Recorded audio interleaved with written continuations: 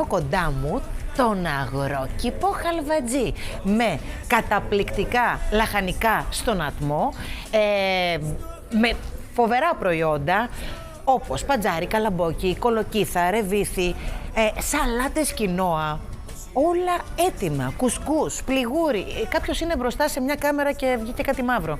Λοιπόν, πληγούρι, τι έλεγα, ρεβίθι.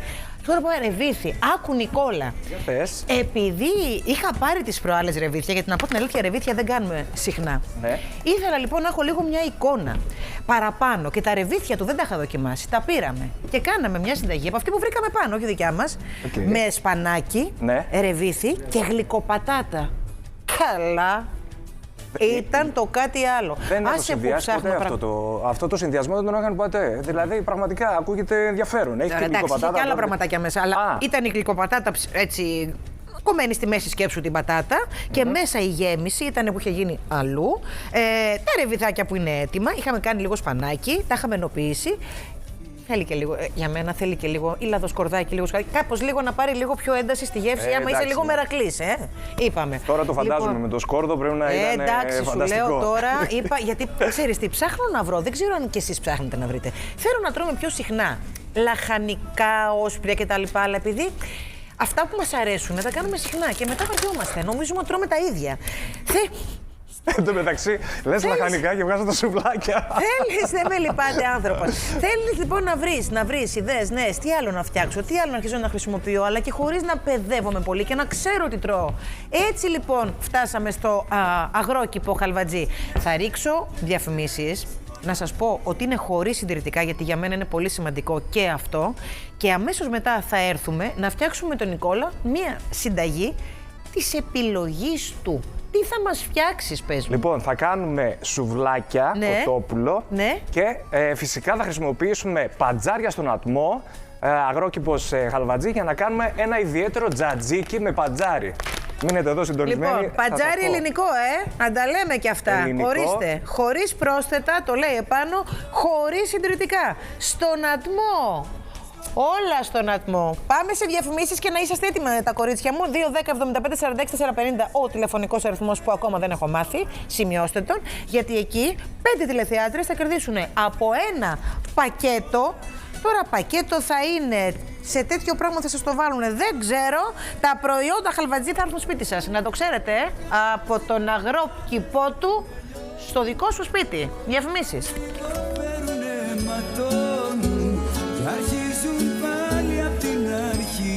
Αγρόκηπο Χαλβατζή, είμαστε σήμερα και πάμε να μάθουμε μια πολύ ωραία συνταγή που θα μας δείξει ο Νικόλας με τι, με τα παντζάρια μας τα...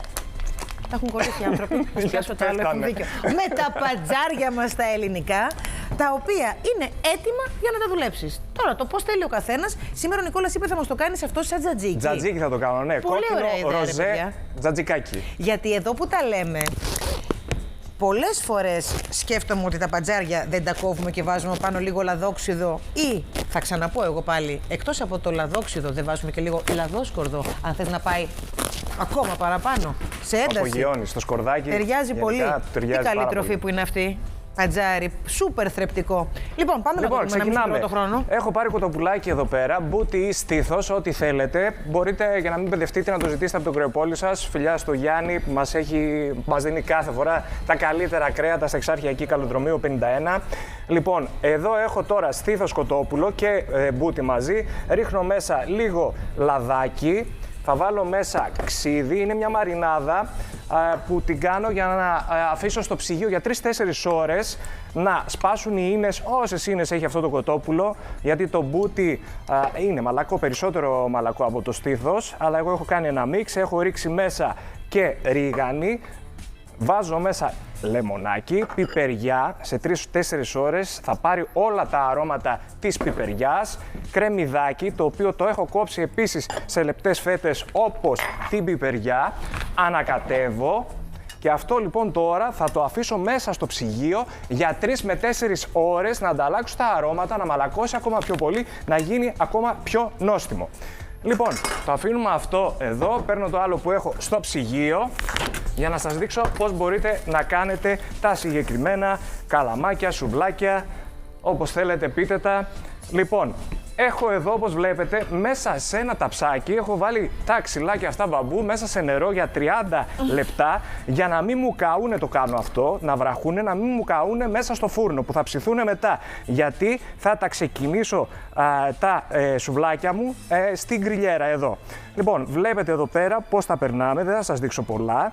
Έχω ήδη εδώ προετοιμάσει κάποια, θα βάλω ελαιόλαδο, για να μην μου κολλήσουν τα καλαμάκια, και αρχίζω και προσθέτω τώρα να τα ψήσουμε.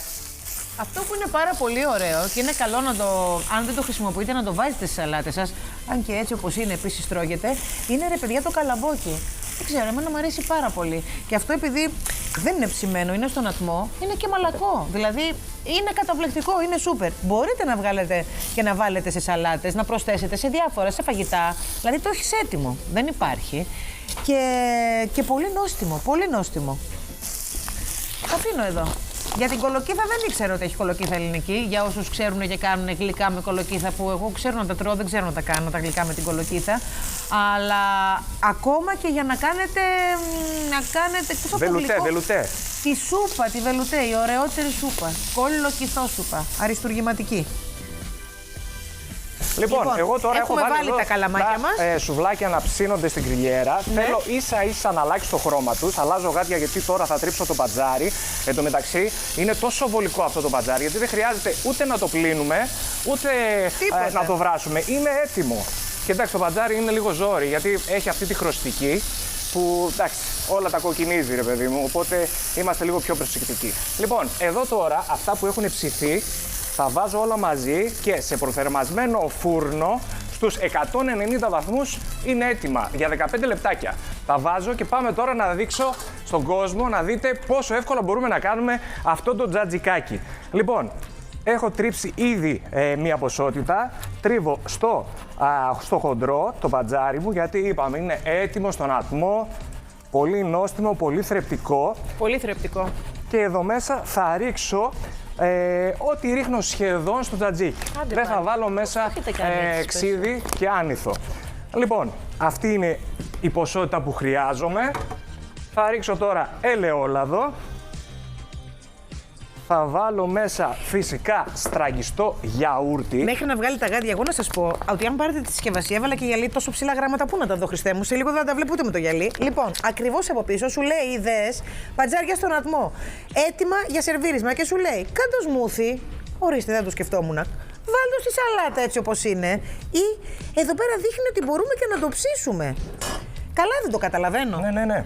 Μπορείς να το κόψεις φετούλες και να το βάλεις επάνω στο σχαροτίγανο ή σε μπάρμπεκιου να ψηθεί, να το σερβίρεις μαζί και με καλαμπόκια που έχει εκεί πολύ ωραία. Ενέργεια full, χωρίς συντηρητικά. Στον ατμό. Στον ατμό. Λοιπόν, συνεχίζω εδώ με το τζατζίκι. Βάζω αλάτι. Απαραίτητο. Θα προσθέσω φυσικά σκορδάκι. Εγώ στα υλικά σας έχω δώσει μία σκελίδα, γιατί εντάξει, είναι λίγο έντονη η μυρωδιά του. Εσείς βάλτε όσο θέλετε. Το τζατζίκι θέλει. Ωραία. Ρίχνω γιαούρτι, ανακατεύω και είμαστε έτοιμοι. Όχι, ανακάτεψε να το δούμε. Και εγώ να πω, να οι τυχερές νικήτριες.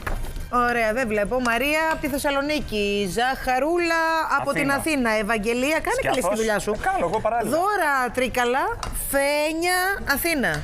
Λοιπόν, εσείς κερδίσατε, φίλες μου, πακέτο προϊόντα από τον αγρόκηπο του Χαλβατζή και, για να μυρίσω, λαδάκι θα βάλεις. Έχω ρίξει λάδι, έχω βάλει τις πατατούλες εδώ, θα προσθέσω το τζατζικάκι από δίπλα, ανακατεύουμε έτσι καλά. Και έχεις πάρει και όλα τα καλά στοιχεία από το πες το μωρέ, από το πατζάρι.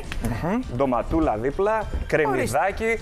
Ό,τι τραβάει η όρεξή σας. Έχετε ένα πολύ ωραίο και γρήγορο σουβλάκι για να κάνετε το Σαββατοκύριακο και όχι μόνο. Και εντυπωσιάζει. Καλή σας απόλαυση. Καλή σας απόλαυση, δεν λέει τίποτα.